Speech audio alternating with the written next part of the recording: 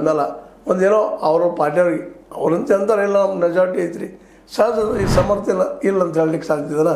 ಸಮರ್ಥತೆ ಇಲ್ಲ, ನಮ್ಮ ಸಾದಿಕ್ ಪೈಲ್ವಾನರು ಬಂದರು, ನಮ್ಮ ಖಾನ್ ಅವ್ರು ಬಂದು ಹೋಗಿಬಿಟ್ರು, ಇನ್ನೂ ಅನೇಕರು ನಮ್ಮ ಬೆಂಬಲಿಸ್ತಾ ಇದ್ದಾರೆ, ನಾವು ಗೆಲ್ತೀವಿ ಅಂತ ಅವರು ಹೇಳೋರಲ್ಲ. ಮತ್ತು ಅದೇ ಕಾಲಕ್ಕೆ ನಮ್ಮ BJPಯ ಶ್ರೀನಿವಾಸ್ ಅವರು ನಾವು ಗೆಲ್ತೀವಿ ರೀ ಅನ್ನುವಂಥ ಮಾತಾಡೋರ ಪಕ್ಷ ಸರ್ವೆಗಳಂದ್ರೆ ಏನು ರೀ, ತಮ್ಮ ಪರ ತಮ್ಮ ಮುಗಿ ನೇರಕ್ಕೆ ವಿಚಾರಣೆ ಹೇಳುವಂಥ ಒಂದು ಸ್ಟೇಟ್ಮೆಂಟ್ಸ್ಗಳು ಅಷ್ಟೇ. ಹೀಗಾಗಿ ಇವತ್ತೇನು ಈ ಮತವನ್ನು ದಾನ ಮಾಡ್ತಾ ಇದ್ದಾರೆ ಅವರು ಒಟ್ಟು ಅಭಿಪ್ರಾಯ ಸಾಯಂಕಾಲ ತಿಳಿಯುವಂಥದ್ದು. ಮತ್ತು ಈ ಎಕ್ಸಿಟ್ ಪೋಲ ಎಷ್ಟರ ಮಟ್ಟಿಗೆ ಸತ್ಯ ಅನ್ನುವಂಥದ್ದು ಮಾತ್ರ ಈಗಲೇ ಹೇಳಲಿಕ್ಕೆ ಸಾಧ್ಯ ಇಲ್ಲ. ಆದರೂ ಈ ಒಂದು ಸಂದರ್ಭದಲ್ಲೇ ಮನುಷ್ಯನ ಕುತೂಹಲ ಯಾರು ಗೆಲ್ಲಬೋದು, ಯಾರು ಹೋಗ್ಬೋದು, ಮಾಡ್ಬೋದು, ಅವ್ರು ಚರ್ಚೆ ಅಂತ ಸ್ಟಾರ್ಟ್ ಆಗೇ ಆಗ್ತದೆ.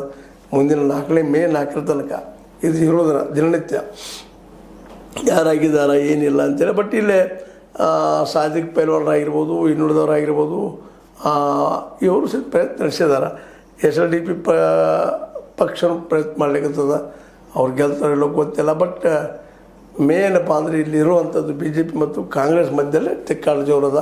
ಅದರಲ್ಲೂ ಸಮರ್ಥ ಒಂದು